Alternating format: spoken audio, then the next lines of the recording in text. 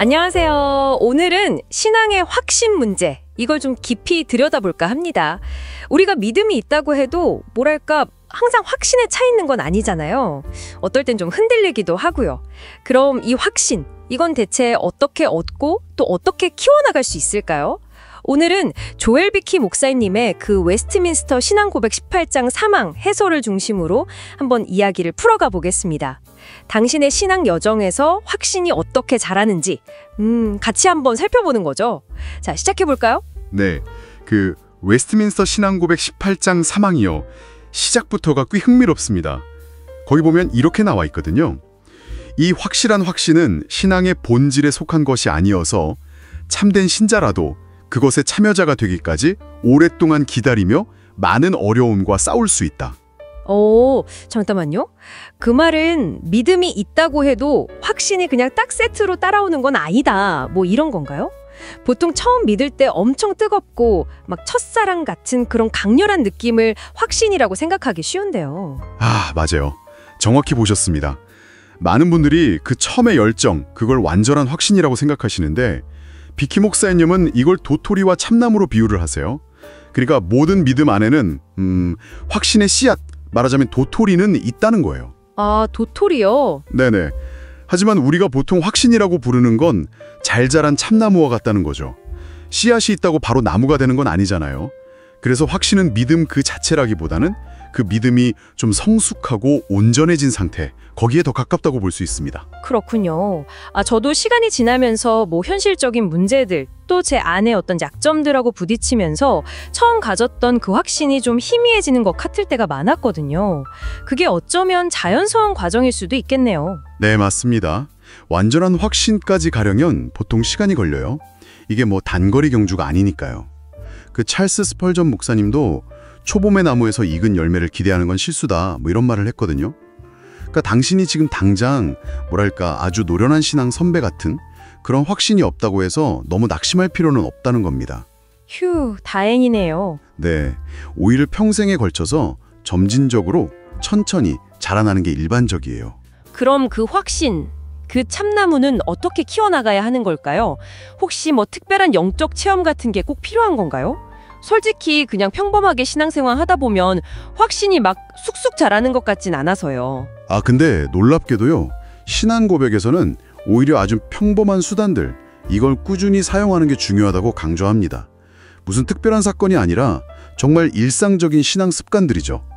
비키 목사님이 특히 4가지를 강조하는데 첫 번째는 역시 단연코 말씀입니다. 말씀이요?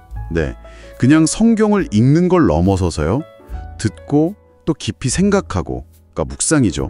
그리고 공부하고 외우고 더 나아가서 삶으로 살아내려고 애쓰는 것. 이 모든 게 다 포함돼요. 그 비키 목사님이 아시는 장로님 이야기가 참 인상 깊은데요. 네, 어떤 이야기인가요? 그분이 확신을 잃고 굉장히 힘들어하셨는데 딱 3일 동안 다른 거 다 제쳐두고 오직 성경 읽기, 묵상, 기도 여기에만 집중하셨대요.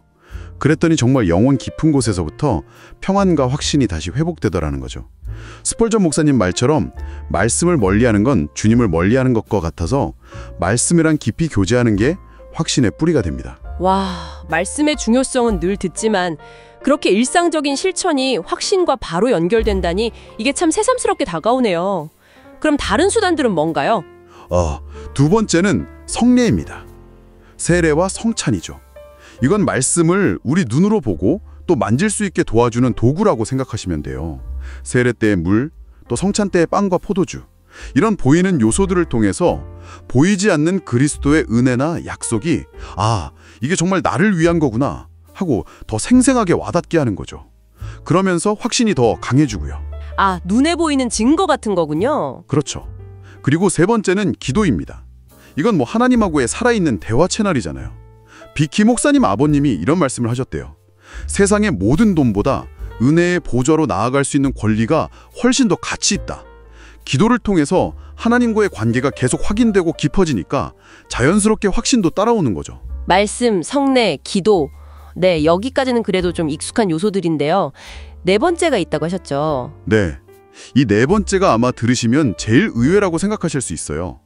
바로 고난입니다. 고난이요? 역설적인데요. 그렇죠. 하지만 하나님은 종종 우리가 어려움을 겪는 그 과정을 통해서 우리 믿음을 단련시키시고 더 깊은 확신으로 이끌어 가십니다. 모든 게 다 평탄할 때는 잘 못 느꼈던 하나님의 신실하심이나 도우심 같은 거 있잖아요. 그걸 고난 속에서 정말 절실하게 의지하고 경험하면서 아, 하나님 진짜 살아계시고 나와 함께 하시는구나 하는 뭐랄까 뼛속 깊은 확신을 얻게 되는 경우가 정말 많습니다. 이건 평탄할 때는 얻기 힘든 아주 단단한 종류의 확신이죠. 아, 듣고 보니 정말 힘든 시간을 지나면서 오히려 믿음이 더 강해졌다는 그런 간증들이 많이 떠오르네요. 결국 베드로후서 1장 10절 말씀처럼 더욱 힘써 너희 부르심과 택하심을 굳게 하라는 말씀이 방금 말씀하신 그런 평범하지만 꾸준한 노력들을 의미하는 거군요. 그냥 가만히 기다릴 게 아니라 우리가 부지런히 이걸 추구해야 하는 과제인 거네요. 정확합니다. 네. 그리고 이런 노력은 그냥 의무가 아니고요. 정말 놀라운 열매들을 가져옵니다. 확신이 자라면 자랄수록 영혼의 평안과 기쁨이 커지고요.